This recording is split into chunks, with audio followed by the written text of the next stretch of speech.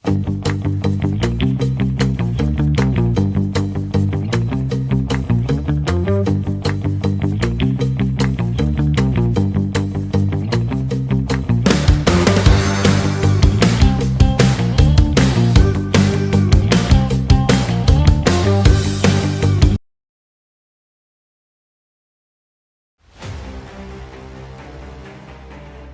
அமைதியான கிராமத்தில் புலிக்கெல்லாம் ராஜா ஒருத்தர் இருந்தார்.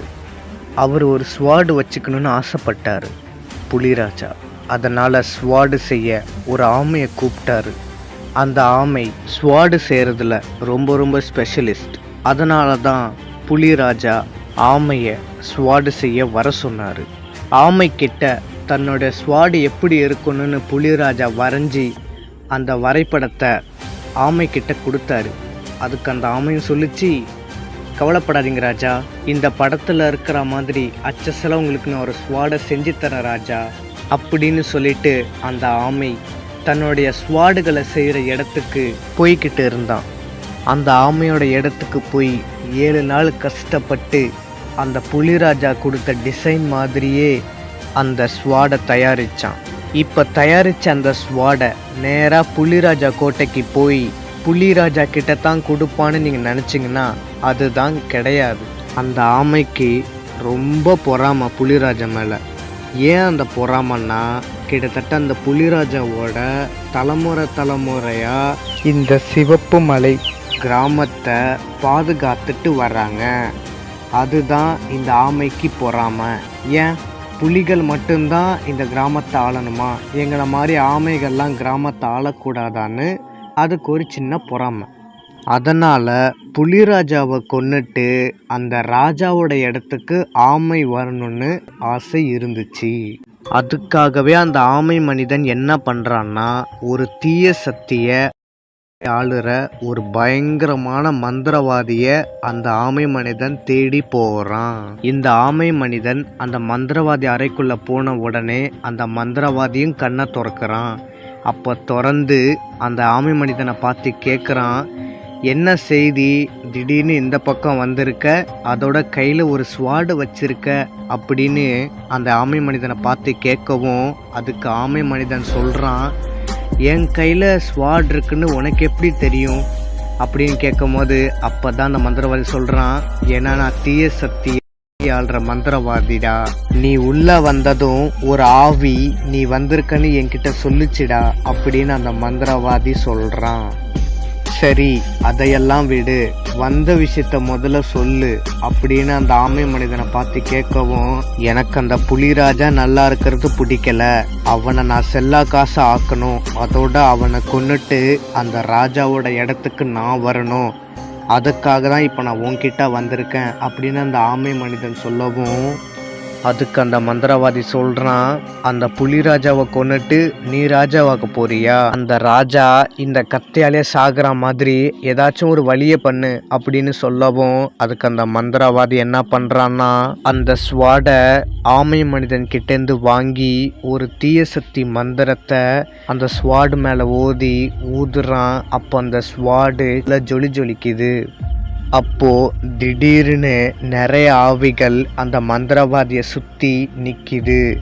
அதை பார்த்து அந்த ஆமை மனிதன் ரொம்பவே அதிர்ச்சி ஆகிறான். யோ அறிவுகெட்ட மந்திரவாதி, உன்னை சுற்றி நிறைய கெட்ட ஆவிகள்லாம் நிற்குதுயா, நீ என்னடானா அந்த ஸ்வாடை பார்த்து என்னமோ ஓதிக்கிட்டு இருக்கிற, சீக்கிரம் அந்த ஆவியெல்லாம் விரட்டியா, எனக்கு ரொம்ப பயமாக இருக்குது அப்படின்னு அந்த ஆமை மனிதன் சொல்லவும் அப்போ அந்த மந்திரவாதி கண்ணை திறந்து அவனை சுற்றி இருக்கிற எல்லா ஆவிகளையும் அந்த ஸ்வாடுக்குள்ளே செலுத்துகிறான். அந்த ஆவிகளும் ஸ்வாடுக்குள்ளே அடங்கிடுது. அப்போ அந்த மந்திரவாதி சொல்கிறான், இந்த ஸ்வாடை நீ புலிராஜா கிட்ட போய் கொடு, மற்றதெல்லாம் தானாக நடக்கும் அப்படின்னு சொல்கிறான். அதுக்கு அந்த ஆமை மனிதன் 10,000 பொற்காசுகளை அந்த மந்திரவாதிக்கு கொடுக்குறான். கொடுத்துட்டு அந்த ஆமை மனிதன் கிளம்பி ராஜா அரண்மனைக்கு போகிறான். மகா புலிராஜா அவர்களே, நீங்கள் ஆசைப்பட்ட மாதிரியே நீங்கள் கொடுத்த அதே டிசைனில் ஒரு ஸ்வாடை நான் தயாரித்து கொண்டு வந்திருக்கேன் ராஜா அப்படின்னு சொல்லவும் அந்த புலிராஜா எங்கே காட்டு அப்படின்னு சொல்கிறாரு. ஆமை மனிதன் அந்த ஸ்வாடை காட்டுறான். அப்போது அந்த ஸ்வாடை பார்த்த புலிராஜா அசந்து போயிட்டாரு. அதோட அந்த ஸ்வாடை ஆமை மனிதன் கிட்ட இருந்து வாங்கி அந்த புலிராஜா பார்க்குறாரு. அப்போது அந்த ஆமை மனிதன் கிட்ட சொல்கிறாரு, இந்த ஸ்வாடை நான் கையில் வாங்கினதும் எனக்குள்ள ஒரு புது உணர்வு ஏற்படுது அப்படின்னு அந்த புலிராஜா அந்த ஆமை மனிதன் கிட்ட சொல்கிறாரு. அப்போது அந்த புலிராஜா ஸ்வாடை எடுத்துக்கிட்டு ஒரு போருக்கு போகிறாரு. அப்போது அந்த ஸ்வாடை எடுத்து ஒரு ஆளை கொள்றாரு. ரத்தக்கரை பட்ட உடனே அந்த ஸ்வாடுக்குள்ள இருந்த தீய ஆவிகள் ஸ்வாடுக்கும் வெளியே வந்து புலிராஜா உடம்புக்குள்ள புகுந்து கட்டுப்படுத்த ஆரம்பிக்குது. சுய நினைவை இழந்த புலிராஜா தன்னோட கட்டுப்பாட்டை இழந்து புலிராஜாவை எதிர்க்கிற எல்லா போர் வீரர்களையும் கொன்றுறாரு. அப்போ அந்த தீய ஆவிகள் அந்த புலிராஜாவை ரொம்ப அதிகமாக கட்டுப்படுத்தவும் அந்த புலிராஜா தன்னோட போர் வீரர்களையே அந்த ஸ்வாடாலேயே வெட்டி கொன்னுட்டாரு. அதோட சிவப்பு மலை கிராமத்தில் இருக்கிற எல்லா புலி மக்கள்களையும் ஈவி இறக்கமே இல்லாமல் அந்த ஸ்வாடாலேயே எல்லாரையுமே கொன்றுறாரு. கொன்னுட்டு புலிராஜா தன்னுடைய அரண்மனைக்கே போய் அவரோட சிம்மாசனத்தில் உட்காந்துருக்காரு. அப்போ அந்த தீய ஆவிகள் மறுபடியும் அந்த ஸ்வாடுக்குள்ளேயே போயிடுது. புலிராஜாக்கு சுயநினைவு வருது.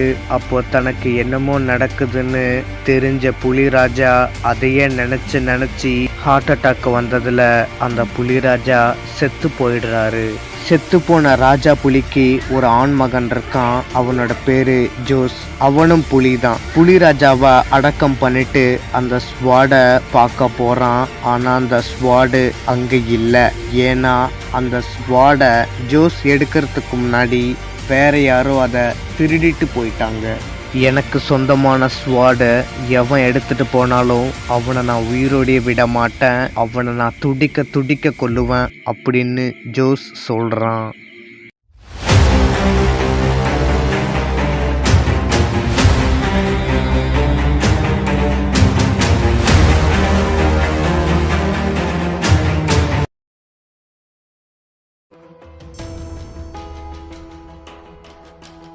கிட்டத்தட்ட 30 லட்சம் மக்கள் வாழ்கிறாங்க. அந்த 30 லட்சம் மக்களில் ஒருத்தன் தான் இந்த கதையோட முக்கியமான ஹீரோ. அவனோட பேர் தான் பிரியோலன். பிரியோலனை பற்றி சொல்லணுன்னா, பிரியோலனுக்கு அப்பா இல்லை, அம்மா மட்டும்தான். அப்பா ஒரு வாரில் இறந்துட்டாரு அப்படின்னு பிரியோவோட அம்மா சொல்லி வச்சுருக்காங்க. இப்போது பிரியோலன் அவனோட அம்மா கிட்ட மீன் பிடிக்க போகிறதா சொல்லிட்டு மீன் பிடிக்க அவன் நண்பர்களோட போகிறான். பிரியோலன் அவன் நண்பர்களோடு சேர்ந்து ஜாலியாக மீன் பிடிச்சிக்கிட்டு இருக்கான். அப்படி மீன் பிடிச்சிட்டு இருக்கும் போது அந்த நேரம்னு பார்த்து ரொம்ப தூரத்துலேருந்து நிறைய குதிரைகள் வர்ற சத்தம் கேட்குது. அந்த சத்தத்தை கேட்ட பிரியோலன் உடனே எழுந்திரிச்சு பார்க்குறான். அது யாருன்னா சிம்லோ. சிம்லோ பற்றி சொல்லணுன்னா ரொம்ப பயங்கரமான கெட்டவன். அதாவது 20 கிராமங்களுக்கும் மேலே அவன் கட்டுப்பாட்டுக்குள்ளே வச்சுருக்கான். அது மட்டும் இல்லாமல் தன்னை யார் எதிர்க்கிறாங்களோ சிம்லோ ஈவு இறக்கமே இல்லாமல் எல்லாரையும் கொன்றுவான். அந்த சிம்லோ தான் இப்போ பிரியோலனோட வீட்டுக்கு அவனோட ஆட்களை கூட்டிக்கிட்டு வந்துக்கிட்டு இருக்கான். அதை பார்த்த பிரியோலன் உடனே ஓடி போய் சமைச்சிக்கிட்டு இருக்கிற அவன் அம்மா கிட்ட போய் சொல்கிறான், அம்மா நம்மளை தேடி நிறைய பேர் குதிரையில் வராங்கம்மா, அதோட அவங்க கையில் கத்தி வச்சுருக்காங்க அப்படின்னு சொல்லவும் பிரியோலனோட அம்மா ஷாக் ஆகுறாங்க. எனக்கு ரொம்ப பயமாக இருக்குமா, அந்த கத்தியோட வர்றவங்கெல்லாம் இன்னும் கொன்னுடுவாங்களாம்மா அப்படின்னு பிரியோலன் சொல்லவும் அதுக்கு அவனோட அம்மா சொல்கிறாங்க, நமக்கு ஒன்றும் ஆகாதுரா, நீ போய் பொட்டியில் போய் ஒளிஞ்சிக்கோ, என்ன நடந்தாலும் இந்த பெட்டியை விட்டு நீ வெளியே வரக்கூடாதுன்னு சொல்லிட்டு அந்த பெட்டியை சாத்திடுறாங்க. அப்போது பிரியோவோட அம்மா ஒரு ஸ்வாடை எடுத்து வீட்டுக்குள்ளே கதவை சாத்திட்டு சிம்லோட ஆளுங்க உள்ளே வர்ற வரைக்கும் காத்து இருக்காங்க. சிம்லோவோட ஆளுங்க பிரியோவோட வீட்டு கதவை உடைச்சிட்டு உள்ளே வரானுங்க. அப்போ பிரியோவோட அம்மா சிம்லோவோட ஆளுங்களோட ஸ்வாடை வச்சு சண்டை போடுறாங்க, மொத்தமாக சாவடிச்சிடுறாங்க. சிம்லோவோட ஆளுங்க இன்னும் 4 பேர் பிரியோவோட அம்மாவை சாவடிக்க வரானுங்க. அப்போ பிரியோவோட அம்மா அவங்க ஸ்வாடை வச்சு அந்த 4 பேரையும் சாவடிச்சிடுறாங்க. கடைசியில் சிம்லோ அவனோட குதிரையை விட்டு கீழே இறங்கி பிரியோவோட அம்மா பார்த்து கேட்குறான், ஏய் எங்கடி அந்த ஸ்வாடு, அதை எங்கடி மறைச்சி வச்சிருக்கீங்க? எனக்கு அந்த ஸ்வாடு இப்போ உடனே வேணும். அந்த ஸ்வாடு மட்டும் இப்போ என் கைக்கு வரலனா உன் தலையும் உன் மகனோட தலையும் வெட்டி இந்த மரத்தில் நான் தொங்க விட்டுருவேன். எனக்கு என் ஸ்வாடு எனக்கு கிடைச்சாகணும். எங்கடி வச்சிருக்க அந்த ஸ்வாடை அப்படின்னு சிம்லோ கேட்கவும் அதுக்கு பிரியோவோட அம்மா சொல்கிறாங்க, என்கிட்ட அந்த ஸ்வாடு இல்லை, அந்த ஸ்வாடை நானும் என் கணவரும் அழிச்சிட்டோம் அப்படின்னு சொல்லவும் அதை கேட்ட சிம்லோ ரொம்பவே கோபமாயிட்டான். அந்த ஸ்வாடை நான் கஷ்டப்பட்டு எடுத்தேன், நீயும் உன் புருஷனும் சேர்ந்து திருடி அந்த ஸ்வாடை அழிச்சிட்டு இப்போ ரொம்ப சாதாரணமாக சொல்றியாடி, உன்னை நான் சாவடிக்காமல் விட மாட்டேன் அப்படின்னு சொல்லிட்டு சிம்லோ பிரியோவோட அம்மா கிட்ட ஸ்வாடால் சண்டை போடுறான். பிரியோவோட அம்மாவும் ஸ்வாடால் சண்டை போடுறாங்க. ரெண்டு பேருமே ஸ்வாடால் சண்டை போட்டுட்டு இருக்கும் போது அப்போ பிரியோவோட அம்மா சிம்லோவோட முதுகில் கிழிச்சிடுறாங்க. ஸ்வாடை வச்சு முதுகில் காயம் ஏற்பட்ட சிம்லோ ரொம்பவே வெறியாகி அவனோட ஸ்வாடால் பிரியோவோட அம்மா வயிற்றுல குத்தி ஸ்வாடை எடுத்துடுறான். அப்போ பிரியோவோட அம்மா கீழே விழுந்துடுறாங்க. அதை பார்த்த பிரியோலன் அந்த பொட்டியை விட்டு வெளியே வந்து அம்மா அப்படின்னு கத்தி ஓடி வரான். அதை பார்த்த பிரியோலனோட அம்மா சொல்கிறாங்க, பிரியோலன் இங்கே நிற்காத, ஓடிரு இங்கிருந்து அப்படின்னு சொல்லவும் பிரியோலன் அந்த இடத்த விட்டே ஓட ஆரம்பிக்கிறான். அதை பார்த்த சிம்லோ அவனோட ஆட்கள் கிட்ட சொல்றான், டேய் அந்த சின்ன பையனை பிடிங்கடான்னு சொல்லவும் சிம்லோவோட ஆளுங்க பிரியோலனை பிடிக்க அவன் பின்னாடி துரத்துக்கிட்டே ஓடுறானுங்க. பிரியோ நடு காட்டுக்குள்ள ஓடிக்கிட்டு இருக்கான். அவன் பின்னாடியே சிம்லோவோட ஆளுங்களும் துரத்துக்கிட்டே ஓடிக்கிட்டு இருக்கானுங்க. ஒரு வழியா பிரியோ அவன் தாத்தா வீட்டுக்குள்ள போய் தாத்தா தாத்தான்னு கூப்பிடுறான். ஆனால் அந்த வீட்டுக்குள்ள யாருமே இல்லை. அப்போது சிம்லோவோட ஆளுங்க தாத்தா வீட்டுக்குள்ளே புகுந்து பிரியோவை பிடிச்சி அடித்து இழுத்துட்டு போகிறானுங்க. அப்போது ஒரு ஈட்டி வேகமாக வந்து சிம்லோவோட ஒரு ஆளு மேலே குத்தி செவுத்தில் குத்திடுது. மிச்சம் சிம்லோவோட ஆளுங்க 3 பேர் திரும்பி பார்க்குறானுங்க. அப்போ பிரியோவோட தாத்தா கையில் சுத்தியலை வச்சுக்கிட்டு நிற்கிறாரு. ஒருத்தன் கத்தி எடுத்துக்கிட்டு தாத்தாவை குத்த வரான். அப்போ தாத்தா அவர் கையில் வச்சிருந்த சுத்தியை அந்த ஆளோட காலில் அடித்து தொடையில் அடிச்சிடுறாரு. அவன் கீழே விழுந்துடுறான். தாத்தா முறைச்சிக்கிட்டே அந்த 2 சிம்லோவோட ஆளுங்களையும் பார்த்துக்கிட்டே இருக்காரு. அப்போது அதை பார்த்த சிம்லோ ஆளுங்க பயந்து வெளில ஓடுறானுங்க. அப்போ தாத்தா வச்ச ட்ராப்பில் அந்த 2 பேருமே சிக்கி செத்துடுறானுங்க. தாத்தா பிரியோவை பார்த்து, சிம்லோவோட ஆளுங்க உன் வீட்டுக்கு வந்தாங்களா, அங்கே என்ன நடந்துச்சுன்னு தாத்தா கேட்கவும் அதுக்கு பிரியோ சொல்கிறான், தாத்தா ஒரு எலி மனுஷன் அவனோட ஆளுங்களோட வந்து அம்மாவை கொன்னுட்டான் அப்படின்னு சொல்லவும் அப்போ தாத்தா சொல்கிறாரு, கண்டிப்பாக சிம்லோ தான் பிரியோவோட வீட்டுக்கு போயிருக்கான் அப்படின்னு சொல்லிட்டு பிரியோவை அழைச்சிக்கிட்டு அவனோட வீட்டுக்கு தாத்தா போகிறாரு. பிரியோவோட வீட்டுக்கு போய் பார்க்குறாரு. அங்கே ஒரே கூட்டமாக இருக்குது. அந்த கூட்டத்தை ஒதுக்கி தாத்தா பார்க்குறாரு. அங்கே பிரியோவோட அம்மா கத்தி குத்து வாங்கி கீழே செத்து கிடக்குறாங்க. அதை பார்த்த தாத்தா கிட்ட போய் அழுகிறாரு. அப்போ பிரியோ அவன் அம்மா கிட்ட போய் அம்மா எழுந்திரிமான்னு சொல்லி அழுகிறான். கொஞ்ச நேரத்துக்கு அப்புறம் பிரியோவோட அம்மாவை புதைச்சி அடக்கம் பண்ணிடுறாங்க. பிரியோ அம்மா இறந்ததுலேருந்து தாத்தா தான் பிரியோவை சின்ன வயசுலேருந்து இப்போ வரைக்கும் வளர்த்துக்கிட்டு வராரு. ஒரு நாள் தாத்தா ஒரு செடியை நட்டு வைக்கிறதுக்காக மம்முட்டியை வச்சு மண்ணை தோண்டிட்டு இருந்தார். திடீர்னு மம்முட்டி மண்ணை வெட்டலை. என்னடா மம்முட்டி வெட்ட மாட்டேங்குதுன்னு தாத்தா கையால் மண்ணை அள்ளி போட்டுட்டு பார்க்குறாரு. ஒரு ஸ்வாடு புதஞ்சி கிடக்குது. என்ன இது, இந்த ஸ்வாடு ரொம்ப பழமையாக இருக்குது, அதோட மண்ணில் வேற புதஞ்சி கிடக்குது. சரி இதை எடுத்துகிட்டு போய் நம்ம ரூமில் வைப்போன்னு தாத்தா அந்த ஸ்வாடை எடுத்துகிட்டு போய் அவரோட அறையில் வச்சிடுறாரு. தாத்தா பிரியோவை தூங்க வச்சுட்டு ஜன்னலை சாத்த போகிறாரு. அப்போது ரொம்ப பயங்கரமாக மழை பெஞ்சிக்கிட்டு இருக்கு. ஜன்னலை சாத்திட்டு தாத்தா அவரோட அறையில் போய் பார்க்குறாரு. அந்த ஸ்வாடு கீழே விழுந்து கிடக்குது. தாத்தா அந்த ஸ்வாடை எடுத்து பார்க்குறாரு. அப்போ தாத்தா சொல்கிறாரு, இந்த ஸ்வாடை எங்கேயோ பார்த்தா மாதிரி இருக்கேன்னு. தாத்தா அந்த ஸ்வாடை எடுத்து டேபிளில் வச்சுட்டு ஒரு புத்தகத்தை எடுத்துக்கிட்டு வராரு. அது என்ன புக்குனா, நிறைய பழமையான ஸ்வாட்ஸ் வெப்பன்ஸை பற்றி தகவல் எழுதியிருக்கு. அந்த புத்தகத்தை மேஜையில் வச்சு அவர்கிட்ட இருக்கிறது என்ன ஸ்வாடுன்னு ஒரு பேஜாக திருப்பி பார்த்துக்கிட்டு இருக்காரு. அப்போது ஒரு பேஜில் தாத்தாக்கு கிடைச்ச அந்த ஸ்வாடை பற்றி எழுதியிருக்கு. அதை படித்த தாத்தா ரொம்பவே அதிர்ச்சி ஆகிடுறாரு.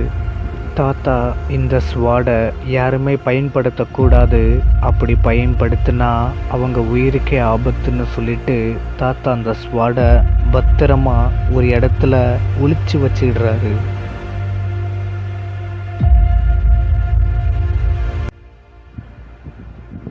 ஒரு பொண்ணு பிரியோலனை தேடிக்கிட்டு தாத்தா வீட்டுக்கு வரா. அவ தான் பிரியோவோட காதலி. அவ தாத்தாவை பார்த்து கேட்குறா, தாத்தா எப்படி இருக்கீங்க அப்படின்னு கேட்கவும் தாத்தா சொல்கிறாரு, நான் நல்லா இருக்கம்மா அப்படின்னு சொல்கிறாரு. ஆமாம் தாத்தா, பிரியோ எங்கே, அவன் ஆளே காணும் அப்படின்னு ரோஸ் கேட்கவும் அதுக்கு தாத்தா சொல்கிறாரு, பிரியோ காய்கறி வாங்க கடைக்கு போயிருக்காம்மா, இப்போ வந்துடுவாம்மா அப்படின்னு சொல்கிறாரு. அப்போது அந்த நேரம்னு பார்த்து மைக்கில் அடுத்தது ஜாஸ் மற்றும் பிரியோலன் இருவரும் இப்போது மோத போகிறார்கள் அப்படின்னு சொல்கிறாங்க. அதை கேட்ட ரோஸு தாத்தாவை பார்த்து கேட்குறா, உன் பேர் அங்கே சண்டை போட போயிருக்கான், நீ இங்கே நின்று மைக்கில் கேட்டுட்ருக்கிறியா அப்படின்னு சொல்லிட்டு ரோஸ் பிரியோவை பார்க்க கிரவுண்டுக்கு போகிறா. ரோஸ் கிரவுண்டுக்கு போகிறதுக்குள்ளே பிரியோலன் தான் இந்த சண்டை போட்டியில் வெற்றி பெற்றார் அப்படின்னு மைக்கில் சொல்கிறாங்க. அதை கேட்ட ரோஸ் சந்தோஷப்படுறா. பிரியோக்கு அவன் நண்பர்கள் எல்லாரும் சேர்ந்து, வாழ்த்துக்கள்டா பிரியோ, நீ எப்படியோ சண்டை போட்டியில் ஜெயிச்சிட்ட அப்படின்னு பிரியோ கிட்ட பேசிக்கிட்டு இருக்காங்க. அப்போது ரோஸ் கிரவுண்டுக்கு வந்ததை பார்த்த பிரியோ அவன் நண்பர்கள் கிட்ட சொல்கிறான், சரிடா, நம்ம எல்லாரும் ஈவினிங் மீட் பண்ணலாம் அப்படின்னு சொல்லிட்டு பிரியோ ரோஸ் கிட்ட போகிறான். பிரியோ ரோஸை பார்த்து கேட்குறான், ரோஸ் நீ எதுக்கு இங்கே வந்த, உனத்தான் நான் இந்த மாதிரி கிரவுண்டுக்கெல்லாம் வரக்கூடாதுன்னு சொல்லியிருக்கேன்ன அப்படின்னு சொல்கிறான். அதுக்கு ரோஸ் சொல்கிறா, அதே தாண்டா நானும் சொல்கிறேன், நீ எதுக்கு இங்கே வந்த, உனத்தான் நான் தான் சண்டை போட்டி எதுக்குமே போகக்கூடாதுன்னு சொல்லியிருக்கேன்ல, தாத்தா உன்னை காய்கறி வாங்கிட்டு வர சொல்லியிருக்காரு, வா நம்ம போய் காய்கறி வாங்கிட்டு வந்து தாத்தாக்கு கொடுக்கலாம் அப்படின்னு சொல்லிட்டு பிரியோவை மார்க்கெட்டுக்கு அழைச்சிட்டு போகிறா. ரோஸ் கூட சேர்ந்து காய்கறி வாங்கிட்டு 2 பேரும் நடந்து போயிட்டுருக்காங்க. அப்போது ஒரு திருடன் பாட்டியோட பணப்பைய திருடிட்டு ஓடுறான். அதை பார்த்த பிரியோ காய்கறி பைய ரோஸ் கிட்ட கொடுத்து, தாத்தா கிட்ட இதை கொடுத்துரு, நான் இதை வந்துடுறேன்னு சொல்லிட்டு பிரியோ அந்த திருடனை பிடிக்க துரத்திக்கிட்டு ஓடுறான். அந்த திருடன் ஒரு வீட்டு மேலே ஏறி ஓடுறான். அதை பார்த்த பிரியோ அவனும் ஒரு வீட்டு மேலே ஏறி ஓடுறான். இப்படியே 2 பேருமே மாற்றி மாற்றி ஓடிக்கிட்டு இருக்காங்க. கடைசியில் அந்த திருடன் பிரியோவை ஒரு மைதானத்துக்கு வர வச்சிடுறான். அப்போ பிரியோ அந்த மைதானத்துக்கு வந்து அந்த திருடனை பார்த்து கேட்குறான், டேய் திருட்டு நாயே, மரியாதை அந்த பாட்டியோட பணப்பையை கொடுத்துருன்னு சொல்லவும், அப்போது பிரியோக்கும் பின்னாடி நின்ற ஒருத்தன் பிரியோவை முதுகில் எட்டி உதச்சிடுறான். அப்போ பிரியோ கீழே விழுந்துடுறான். அப்போது அந்த திருடன் சொல்கிறான், டே என்னால் அந்த பணப்பையை திருப்பி கொடுக்க முடியாது, என்னடா பண்ணுவ நீ, டேய் சண்டை போட்டியில் நீ ஜெயிச்சிட்டன்னு ரொம்ப தான் சீன் போடுற, உன் சண்டையை இங்கே போடுற பார்ப்போம்னு சொல்கிறான். அப்போ பிரியோ எந்திரிச்சு திரும்பி பார்க்குறான். ஒரு பாடி பில்டர் நிற்கிறான்.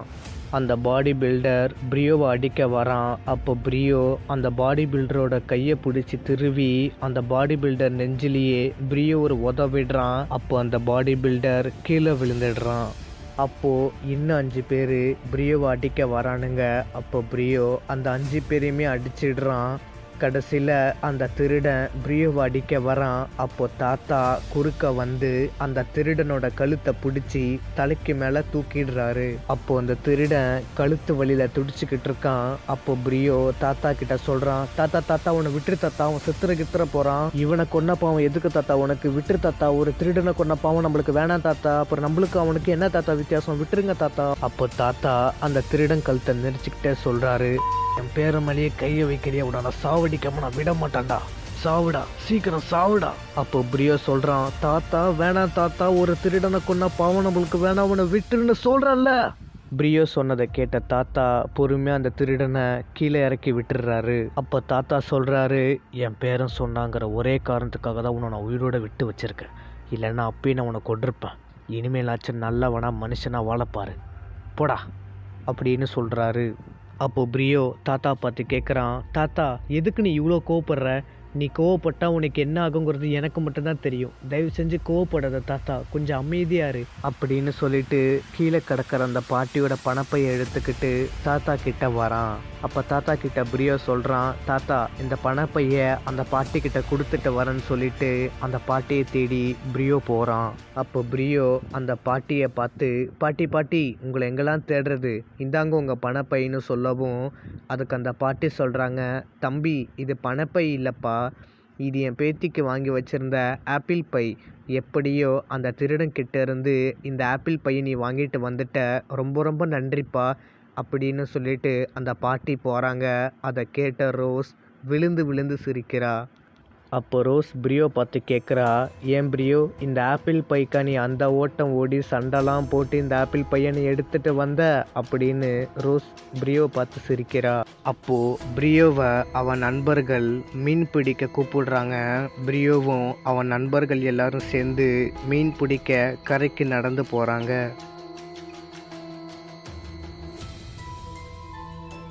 ரேட் டிகே சிட்டியில் ஒரு எலி மனுஷன் இருக்கான். அவன் பேர் ரேட் ஜீரோ. இவன் வேலை என்னன்னா புது புது தொழில்நுட்பங்களை கண்டுபிடிச்சி அதை பயன்படுத்துறது. அதோட ரேட் ஜீரோ புதுசாக கண்டுபிடிக்கிற தொழில்நுட்பங்களை சில மக்கள் காசு கொடுத்து வாங்கிட்டு போவாங்க. வேற மிஷின் வேலை செய்யலைன்னா கூட அதை ரிப்பேர் பண்ணி கொடுக்கறதுன்னு. இதுதான் ரேட் ஜீரோவோட வேலையே. 2 நாளைக்கு முன்னாடி ரேட் ஜீரோ ஒரு புது வண்டியை தயாரித்தான். அவனோட அம்மா கிட்ட வெளியே போகிறேன்னு சொல்லிட்டு ரேட் ஜீரோ அவன் தயாரித்த வண்டியில் உட்காந்து ஸ்டார்ட் பண்ணிவிட்டு ரேட் ஜீரோ சீஸ் கடைக்கு போய் அங்கே இருக்கிற வேலை பார்க்குறவங்க கிட்ட சீஸை கேட்குறான். அப்போது அங்கே சீஸ் கடையில் வேலை பார்க்குற ஒரு எலி மனுஷன் சொல்கிறான், ரேட் ஜீரோ நீங்கள் வந்தால் உனக்கு சீஸ் தரக்கூடாதுன்னு முதலாளி சொல்லியிருக்காருன்னு சொல்லவும் ரேட் ஜீரோ எங்கே உன் முதலாளியை வர சொல்லு. அந்த சீஸ் கடை முதலாளி சொல்கிறாரு, இங்கே பாரு ரேட் ஜீரோ, எதுக்கு இப்போ வந்து நீ தகராறு பண்ணிக்கிட்டு இருக்க, நீ ஏற்கனவே வாங்கின சீஸுக்கு நீ பணம் தரணும், இதில் இன்னும் கடனுக்கு நீ சீஸ் கேட்குற, இதெல்லாம் சரியாக வராதுன்னு சொல்கிறாரு. நீ கடனுக்கு வாங்கின சீஸுக்கு பணம் கொடுத்துட்டு சீஸ் வாங்கிட்டு போன்னு சொல்லவும் அதுக்கு ரேட் ஜீரோ சொல்கிறான், என் அம்மா சாப்பிட்டே 3 நாள் ஆச்சு, எங்கள் அம்மா பட்னியாக கிடக்கு, எனக்கு உங்களை விட்ட வேறு யாரை தெரியும் அப்படின்னு சொல்லி ரொம்ப சோகமாக அழுதுகிட்டே பேசுகிறான். அப்போது அந்த சீஸ் கடை முதலாளி சொல்கிறாரு, சரி ரொம்ப நடிக்காத, இதான் உனக்கு ஃபைனல் வார்னிங், இப்போ சீஸ் எடுத்துக்கோ, அப்புறமா நீ எனக்கு காசு தரணும்னு சொல்லிட்டு சீஸை எடுத்து அந்த ரேட் ஜீரோ கிட்ட கொடுக்குறாரு. சீஸை வாங்கிட்டு ரேட் ஜீரோ வண்டியை ஸ்டார்ட் பண்ணி கொஞ்சம் தூரம் போகிறான். அப்போ வண்டியில் டிக் டிக்னு சத்தம் வருது. அந்த சத்தத்தை கேட்ட ரேட் ஜீரோ வண்டியை நிறுத்திட்டு எங்கேருந்து இந்த டிக் டிக்னு சத்தம் வருதுன்னு ரேட் ஜீரோ வண்டிக்கும் கீழே பார்க்குறான். அப்போது ஒரு பாம் வண்டிக்கும் கீழே மாட்டி இருக்கு. அதை பார்த்த ரேட் ஜீரோ உடனே வண்டியை விட்டு கீழே இறங்கி ஓடுறான். அப்போது வண்டியில் இருந்த பாம் வெடித்ததில் ரேட் ஜீரோ தூக்கி வீசப்பட்டு கீழே விழுந்துடுறான். அப்போது ஒரு 5 பேர் கையில் துப்பாக்கியோடு வந்து நிற்கிறாங்க. ரேட் ஜீரோ எழுந்திரிச்சு பார்க்குறான். அப்போ அந்த 5 பேருமே துப்பாக்கியால் சுடுறாங்க. ரேட் ஜீரோ உடனே ஓடி போய் ஒரு இடத்துல போய் ஒளிஞ்சிக்கிறான். அந்த 5 பேருமே கன்னால் தொடர்ந்து ஷூட் பண்ணிக்கிட்டே இருக்கானுங்க. அப்போது காண்டில் இருந்த ரேட் ஜீரோ உடனே பாக்கெட்டில் ஒரு பாட்ஸ் வச்சுருந்தான். அந்த பாட்ஸோட பட்டன் அழுத்தவும் அந்த பாட்ஸ் ஒரு எலக்ட்ரானிக்கல் கன்னாக மாறிடுது. அந்த எலக்ட்ரிக்கல் கன்னால் ரேட் ஜீரோ அந்த 5 பேரை ஷூட் பண்ணுறான். அப்படி ஷூட் பண்ணதில் 3 பேர் ஷாக் அடித்து கீழே விழுந்துடுறானுங்க. ஒருத்தன் ரேட் ஜீரோவை துப்பாக்கியால் அடிக்க வரான். அப்போது ரேட் ஜீரோ கையில் கட்டியிருந்த வாட்சால் தடுத்து அந்த நபரோட கழுத்தில் அடிச்சிடுறான். கடைசியில் இன்னொருத்தன் பைக்கில் உட்காந்து ஸ்டார்ட் பண்ணி போயிட்டு இருக்கும்போதே ரேட் ஜீரோவை பார்த்து சொல்கிறான், டேய் நீ இப்போ தப்பிச்சிட்ட, அடுத்த அட்டம்ப்டில் நீ தப்பிக்க முடியாதுன்னு சொல்லிட்டு பைக்கில் போயிடுறான். ரேட் ஜீரோ கூட சண்டை போட்ட அந்த 4 பேருமே புகை குண்டை வீசிட்டு அந்த இடத்த விட்டு ஓடிடுறானுங்க. அந்த புகை போனதுக்கப்புறமா ரேட் ஜீரோ அவன் வண்டியை பார்க்குறான். அவன் வண்டி ஸ்பேர் பார்ட்ஸ் எல்லாமே செதறி போயிருக்கு. அட நாசமாக போகிறவங்களா, வண்டியை தயாரித்து 2 நாள் தாண்டா ஆச்சு, அதுக்குள்ளேயே வண்டியை இப்படி பண்ணிட்டீங்களேடா, நல்ல வேலை நம்ம உயிர் தப்பிச்சிச்சு, எங்கே இருந்துடா எனக்குன்னே வரீங்க? என்னை துப்பாக்கி வச்சு கொல்லுற அளவுக்கு இவனுங்களை யார் அனுப்பியிருப்பா அப்படின்னு ராஜ்ஜீரோ யோசிச்சுக்கிட்டே அவனோட வீட்டுக்கு நடந்து போகிறான். அப்படி ராஜ்ஜீரோ அவன் வீட்டுக்கு நடந்து போய்கிட்டு இருக்கான். அப்போது ராஜ்ஜீரோ கையில் கட்டியிருந்த வாட்ச் திடீர்னு ஷார்ட் சர்க்கியூட் ஆகுது. அதை பார்த்த ராஜ்ஜீரோ, என்னடா இது, நம்ம கட்டியிருக்கிற வாட்ச் திடீர்னு ஷார்ட் சர்க்கியூட் ஆகுதே அப்படின்னு சொல்லிட்டு ராஜ்ஜீரோ அவன் கட்டியிருக்கிற வாட்சை பார்க்குறான். அப்போ திடீர்னு அந்த வாட்ச் ஒரு இடத்துலேருந்து இன்னொரு இடத்துக்கு ராஜ்ஜீரோவை அழைச்சிட்டு போயிடுது. ராஜ்ஜீரோ இப்போ ராட் டிகே சிட்டில இருந்து ரொம்ப தூரம் தாண்டி பிரியோ இருக்கிற ஸ்கார்கெட்ஸ் கிராமத்துக்கு ராஜ்ஜீரோவை அந்த வாட்ச் அழைச்சிட்டு வந்துடுது.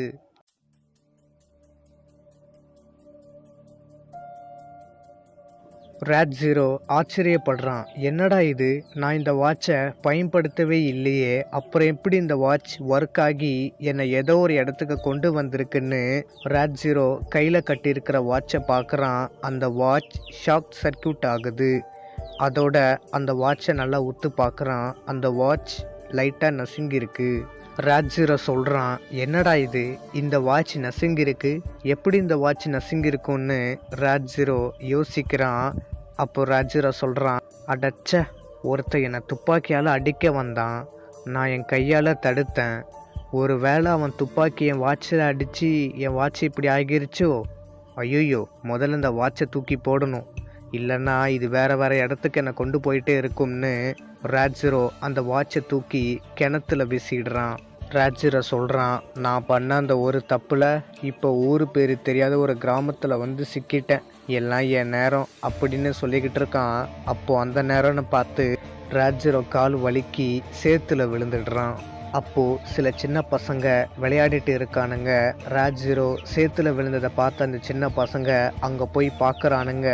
அப்போது ராஜ்ஜீரோ காப்பாற்றுங்க காப்பாற்றுங்கன்னு கத்தவும் அந்த சின்ன பசங்களை ஒருத்தன் சொல்கிறான், டேய் இங்கே பாருங்கடா, எலிவேஷன் போட்டுக்கிட்டு ஒரு அண்ணா சேத்துல மாட்டிக்கிட்டாருன்னு சொல்கிறான்.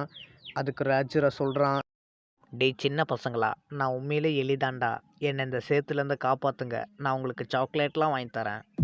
அப்போ அந்த சின்ன பையன் சொல்கிறான், அப்படியா, சரி சரி, டேய் வாங்கடா, ஆளுக்கு ஒரு கையை பிடிங்கடா அப்படின்னு சொல்லிட்டு எல்லா பசங்களும் சேர்ந்து ராஜ்ஜீரோவை இழுக்கிறானுங்க.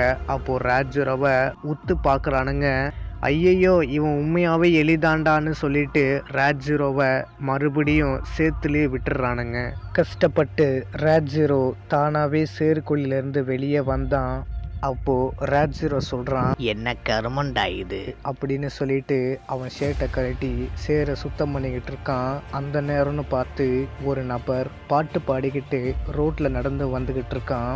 அப்போது ராஜ்ஜீரோ சேத்தை தொடச்சிக்கிட்டு இருக்கிறத பார்த்த அந்த நபர் சொல்கிறாரு, ஐயோ, நம்ம ஊருக்குள்ளே ஒரு பெரிய எலி புகுந்துருச்சு, கட்டை எடுத்து சாவடிங்கடா அந்த எலியை அப்படின்னு சொல்லவும் ஊர் மக்கள் எல்லாருமே கட்டையை எடுத்துக்கிட்டு ராஜ்ஜீரோவை அடிக்க வராங்க. அதை பார்த்த ராஜ்ஜீரோ, ஐயோ, என்னை மான்ஸ்டர்னு நினச்சி ஆளாளுக்கு கட்டையை எடுத்து அடிக்க வரானுங்களே, எடு ஜூட் அப்படின்னு சொல்லிட்டு ராஜ்ஜீரோ ஓடுறான். பின்னாடியே அந்த ஊர் மக்கள் ராஜ்ஜீரோ அடிக்க துரத்துறாங்க.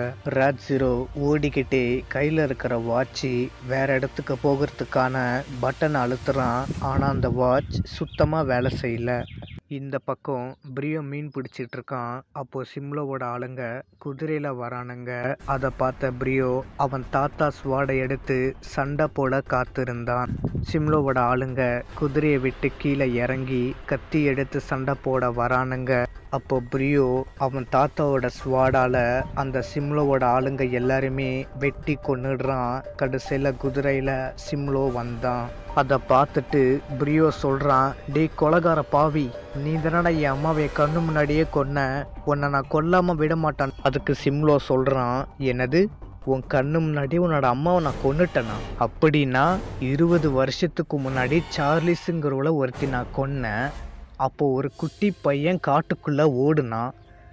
அப்படின்னா நீ சார்லிஸோட பையன் பிரியோலனா? உன்னை நான் இந்த இடத்துல வச்சு பார்ப்பேன்னு சத்தியமாக நான் எதிர்பார்க்கலையேடா. என்னடா இது புது ட்விஸ்ட்டாக இருக்குது.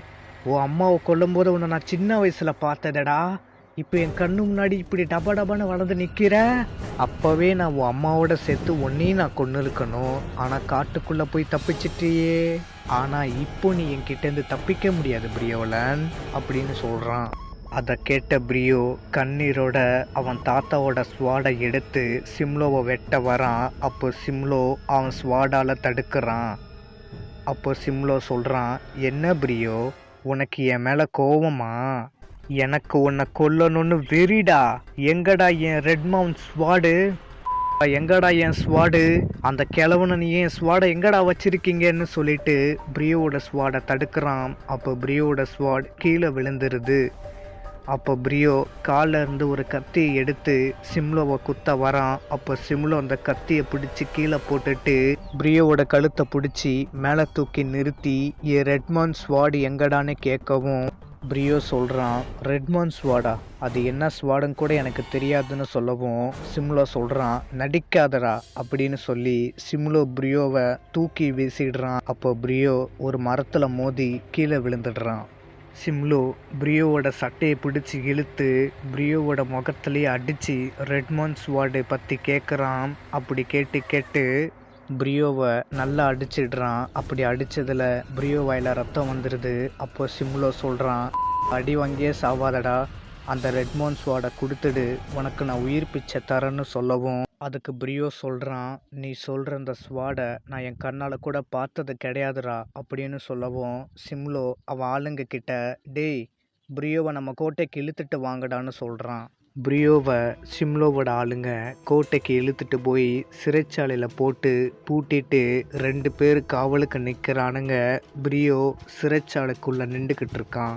தாத்தா அவர் வீட்டு வாசல் முன்னாடி நின்றுக்கிட்டு சொல்கிறாரு, பிரியோ மீன் பிடிச்சிட்டு 1 மணி நேரத்தில் திரும்ப வந்துடுவேன்னு சொல்லிட்டு தான் போனான். ஆனால் இன்னும் அவனை ஆளை காணுமே, எனக்கு என்னமோ ரொம்ப பயமாக இருக்குன்னு சொல்லிக்கிட்டு இருக்காரு.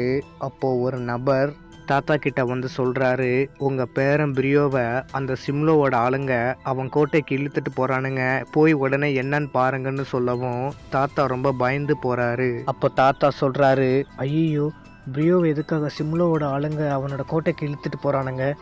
ஒருவேளை பிரியோவை கொல்ல போகிறானுங்களோ, அதுக்கு முன்னாடி நம்ம பிரியோவை காப்பாற்றி ஆகணும் அப்படின்னு சொல்லிட்டு அவரோட ஸ்வாடை எடுக்க வீட்டுக்குள்ளே போகிறாரு. அப்படி தாத்தா அவரோட ஸ்வாடை எடுக்க அறைக்கு போய் பார்க்குறாரு. அங்கே அவரோட ஸ்வாட் எங்கேயுமே இல்லை. அப்போ தாத்தா சொல்கிறாரு, என் ஸ்வாடை இங்கே தானே இருந்துச்சு, இப்போ காணுமே அப்படின்னு சொல்லிட்டு தாத்தா பிரியோவை எப்படி காப்பாத்துறதுன்னு யோசிச்சுட்டு இருக்காரு. அப்போ அவர் கண்ணில் அந்த ரெட்மவுண்ட் ஸ்வாட் படுது.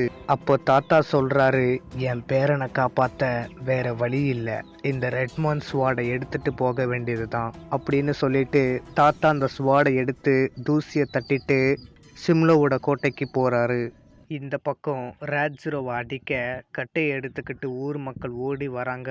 அப்போ ராட்ஜிரோ யாருக்கும் தெரியாமல் சிம்லோவோட கோட்டைக்கும் பின்னாடி இருக்கிற செவுரு மேலே ஏறி குதிச்சிடுறான். அப்போ ஊர் மக்கள் ராட்ஜிரோ எந்த பக்கம் போனான்னு தெரியாமல் மக்கள் முழிச்சுக்கிட்டு இருக்காங்க. அப்போ சிம்லோவோட ஒரு ஆள், மக்கள் இங்கே என்ன பண்ணுறீங்க அப்படின்னு கேட்குறான். அப்போது ஊர் மக்கள் எல்லாரும் சொல்கிறாங்க, ஒரு பெரிய எலி நம்ம கிராமத்துக்குள்ளே வந்துருச்சு, அதை அடிக்க தான் நாங்கள் எல்லோரும் வந்தோம் அப்படின்னு சொல்லவும் அதுக்கு சிம்லோவோட ஆள் சொல்கிறான், எல்லாரும் போய் வேலையை பாருங்க, இருக்கிற வேலையை விட்டுட்டு எல்லாரும் எலி அடிக்க வந்தீங்களா, போங்க போங்க அப்படின்னு சொல்லவும் எல்லா ஊர் மக்களும் போயிட்டாங்க. ராட்ஜிரோ யாருக்கும் தெரியாமல் சிம்லோவோட கோட்டைக்குள்ளே போய் ஜன்னல் வழியாக ஊர் மக்கள் யாராச்சும் இருக்காங்களான்னு பார்க்குறான். அங்கே யாருமே இல்லை.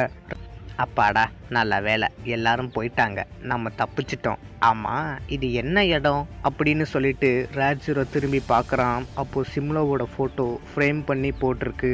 சரி வந்துட்டோம், அப்படியே இந்த கோட்டையை சுற்றி பார்த்துட்டு போவோம் அப்படின்னு சொல்லிட்டு ராட்ஜிரோ சிம்லோவோட கோட்டையை சுற்றி பார்த்துக்கிட்டு இருக்கான். அப்போ சிம்லோவோட ஆளுங்க 2 பேர் பேசிக்கிட்டு இருக்கானுங்க. அப்போது ராட்ஜிரோ சொல்கிறான், யார் இந்த 2 பேர்?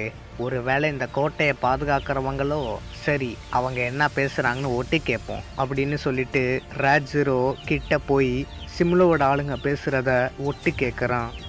டேய் உனக்கு ஒரு விஷயம் தெரியுமா, ஒருத்தன் என்கிட்ட வந்து சொல்கிறான், இந்த ஊருக்குள்ளே ஒரு ராட்சச எலி புகுந்துருச்சாண்டா, அதை நம்ம கோட்டைக்குள்ளே புகுந்துருக்குன்னு ஒரு ஆள் சொல்கிறான்டா, அதுக்கு இன்னொருத்தன் சொல்கிறான், அப்படியா, வாடா சீக்கிரமாக போய் அந்த எலி எங்கே இருக்குன்னு பார்ப்போம் அப்படின்னு சொல்லிட்டு 2 பேருமே ராட்ஜரோவை தேடி ஓடுறாங்க.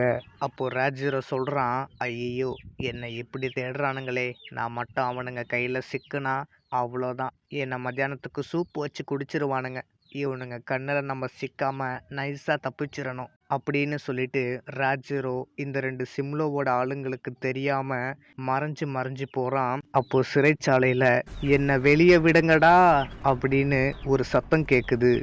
அப்போது ராட்ஜரோ சொல்கிறான், என்னடா இது, சிறைச்சாலையிலேருந்து ஏதோ ஒரு சத்தம் கேட்குது, என்னன்னு போய் பார்ப்போம் அப்படின்னு சொல்லிட்டு ராட்ஜரோ சிறைச்சாலைக்கு போய் பிரியோலனை அங்கே பார்க்குறான். பிரியோவை பார்த்த ராட்ஜரோ அதிர்ச்சி ஆகுறான்.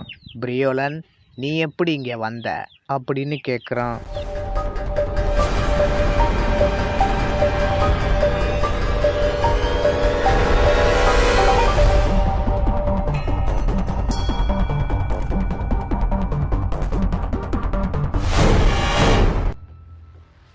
அப்போது ராட்ஜரோ கேட்குறான், பிரியோ உன்னை யார் இந்த சிறைச்சாலையில் போட்டது அப்படின்னு கேட்கவும் அதுக்கு பிரியோ சொல்கிறான், ஆமாம் நீ யார், என் பேர் எப்படி உனக்கு தெரியும் அப்படின்னு கேட்கவும் அதுக்கு ராட்ஜரோ சொல்கிறான், என்ன பிரியோ என்னை பார்த்து யாருன்னு கேட்குற, 20 வருஷத்துக்கு முன்னாடி நம்ம 2 பேரும் நண்பர்களாக இருந்தோமே, எல்லாத்தையுமே நீ மறந்துட்டியா, நான் தான் நண்பா ராட்ஜரோ, உன் உயிர் நண்பன், நம்ம 2 பேருமே சின்ன வயசில் டிகே சிட்டியில் ஓடி பிடிச்சி ஆட்டம் விளையாடிட்டு இருந்தோமே, எல்லாத்தையுமே நீ மறந்துட்டியா, 20 வருஷத்துக்கு அப்புறம் நான் பார்க்குறேன், எனக்கு ரொம்ப சந்தோஷமாக இருக்குது பிரியோலன், ஒரு நாள் டிகே சிட்டியை விட்டு நீ உங்கள் அப்பா அம்மா ஊரை விட்டே போயிட்டீங்க அப்படின்னு சொல்கிறான்.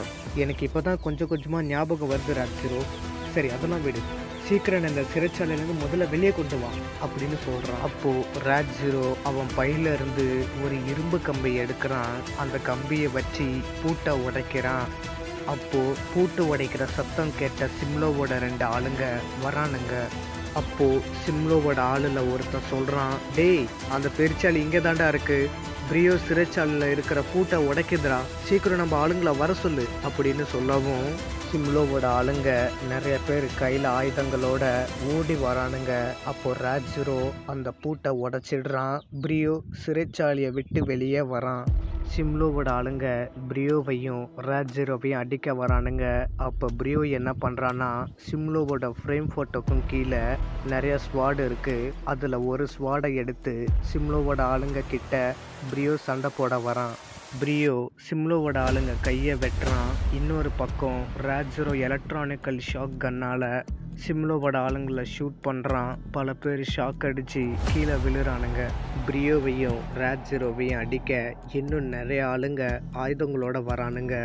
அப்போ ராட்ஜரோ என்ன பண்ணுறான்னா, அவன் பையை எடுத்து பைக்குள்ள ஒரு பாம்பை எடுத்து ராட்ஜரோ சிம்லோவோட ஆளுங்களை நோக்கி போடுறான். அப்போ அந்த பாம்பு வெடிக்குது. பாம்பு வெடிச்சதில் பிரியோவும் ராட்ஜரோவும் ஜன்னலை உடைச்சிக்கிட்டு 2 பேருமே காட்டுக்குள்ளே விழுந்துடுறாங்க. பிரியோவும் ராட்ஜரோவும் கொஞ்சம் தூரம் ஓடி வந்ததுக்கப்புறமா பிரியோ கிட்ட ராட்ஜரோ கேட்குறான், உங்கள் ஊரில் யாராச்சும் மெக்கானிக் இருக்காங்களா அப்படின்னு கேட்கவும் அதுக்கு பிரியோ சொல்கிறான், இருக்காங்க, ஆனால் அதுக்கு நீ ரொம்ப தூரம் போகணுன்னு சொல்கிறான். அதுக்கு ராட்ஜரோ சொல்கிறான், பரவாயில்லை, என் டெலிபோர்ட்டேஷன் வாட்சை நான் சரி பண்ணி ஆகணும், அப்போ தான் நம்ம ஒரு இடத்துலேருந்து இன்னொரு இடத்துக்கு போக முடியும், அதான் உன்கிட்ட நான் கேட்டேன் அப்படின்னு சொல்கிறான். பிரியோ அந்த மெக்கானிக்கோட கரேஜ் ரூட்டை சொல்கிறான். அப்போ ராட்ஜரோ அந்த மெக்கானிக் கரேஜை தேடி போகிறான். பிரியோ தாத்தா வீட்டுக்கு போகலான்னு முடிவு பண்ணுறான். அப்போ பிரியோ சொல்கிறான், ஒரு வேளை தாத்தா வீட்டில் சிம்லோவோட ஆளுங்க இருந்தால் என்ன பண்ணுறது, ஒரு ஆயுதம் தயார் பண்ணி வச்சுப்போன்னு சொல்லிட்டு பிரியோ ஒரு மரத்தோட கிளையை உடைச்சி அதில் ஆயுதம் செஞ்சுக்கிட்டு இருக்கான். இந்த பக்கம் தாத்தா பிரியோவை தேடிக்கிட்டு சிம்லோவோட கோட்டைக்கு போகிறாரு. அப்போது தாத்தாவை தடுக்க வந்த சிம்லோவோட ஆளுங்களை தாத்தா சண்டை போட்டுட்டு இருக்காரு. அப்போது தாத்தாவோட முதுகில் ஒரு அம்பு வந்து குத்திருது. தாத்தா முதுகில் அம்பு விட்டவன் பேர் வார்பன். அப்போது தாத்தா திரும்பி வார்பனை பார்த்து, நீயா அப்படின்னு சொல்கிறாரு. அப்போ வார்பன் சொல்கிறான், என்ன ஞாபகம் இருக்கா கிழவா, சாவுடான்னு சொல்லி மறுபடியும் கத்தியால் குத்துறான். அப்போ தாத்தா கீழே விழுந்துடுறாரு.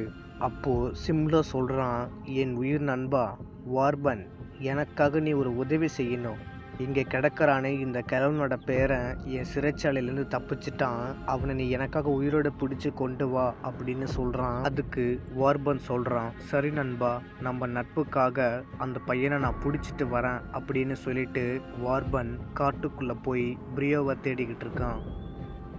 மறுநாள் காலையில் பிரியோ தயாரித்த மரக்கத்தியை எடுத்துக்கிட்டு நடந்து போய்கிட்டு இருக்கான். அப்போது திடீர்னு மேலேருந்து ஒரு அம்பு பிரியோவை நோக்கி வருது.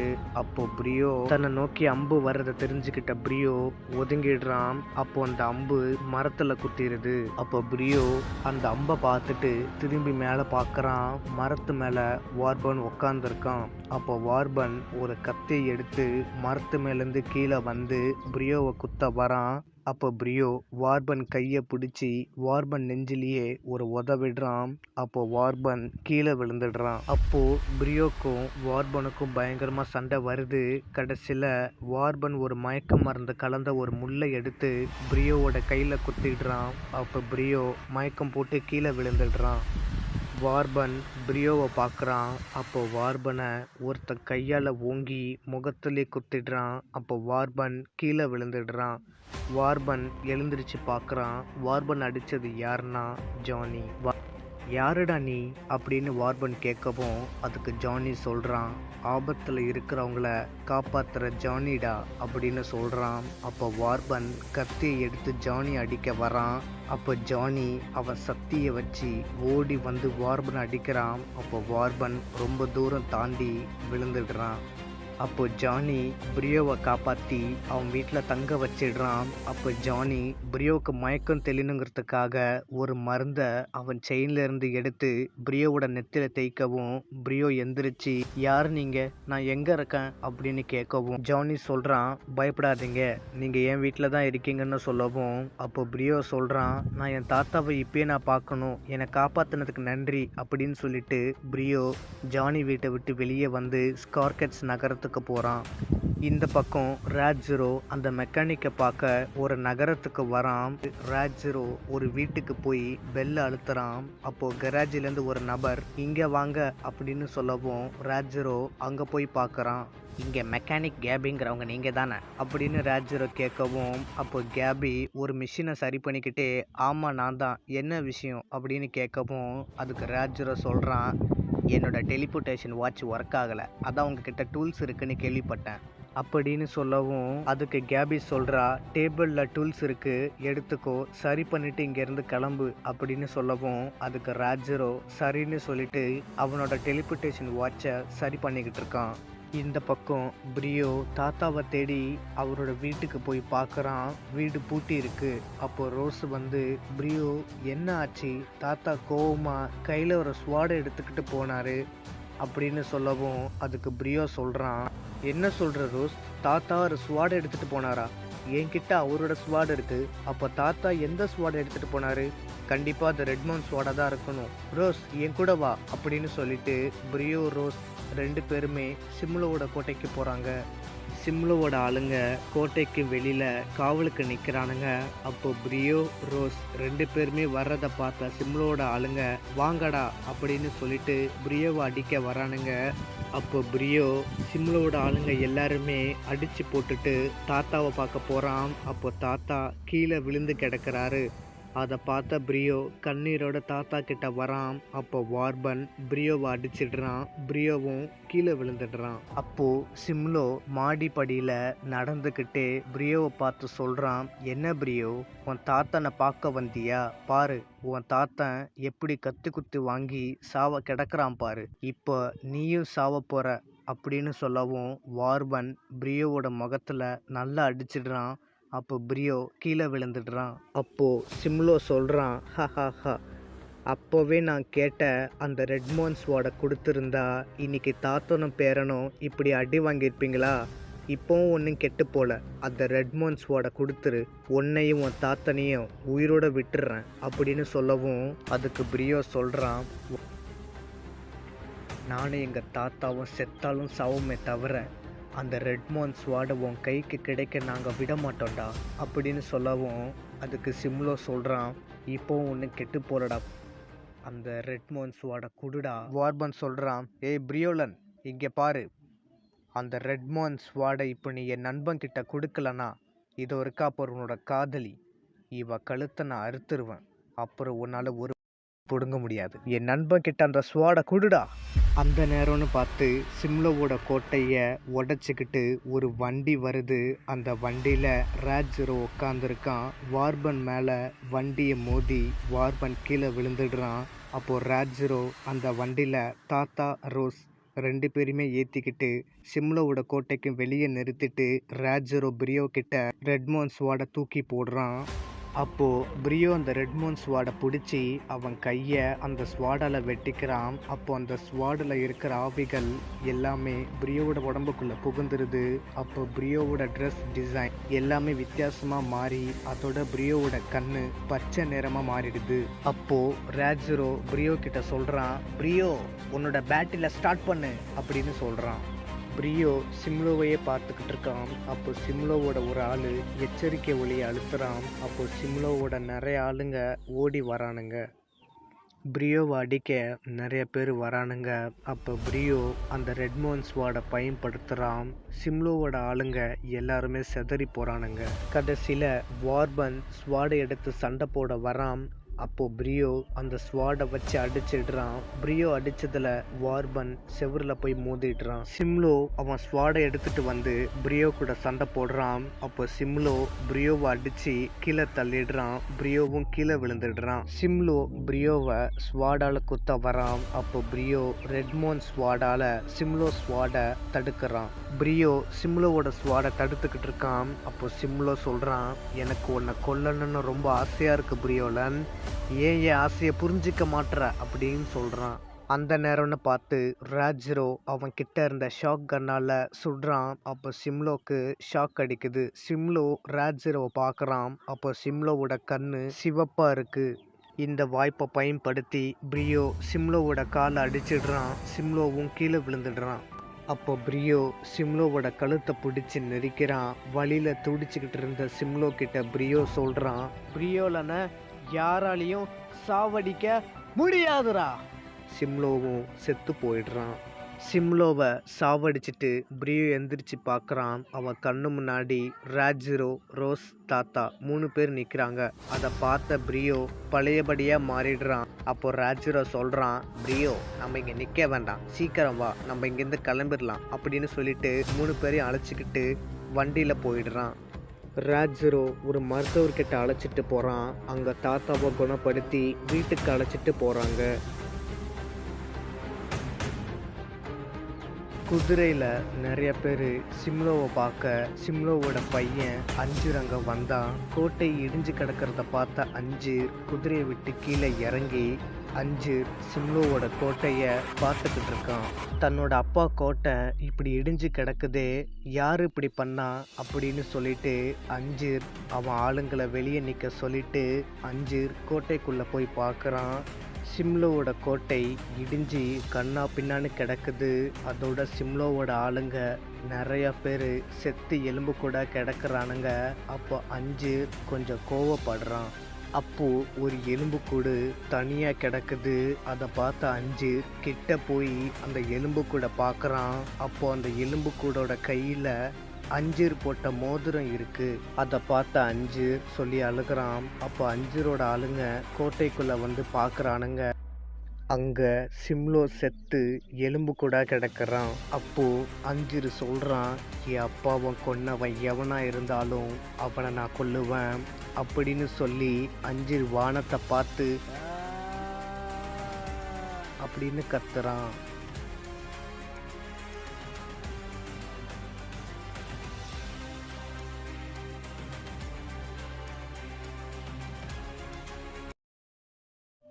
பிரியோ தாத்தா கிட்ட கேட்குறான், தாத்தா இந்த ஸ்வாட் எப்படி உங்ககிட்ட கிடச்சிது, இது யாரும் உங்களுக்கு கொடுத்தா அப்படின்னு கேட்குறான்.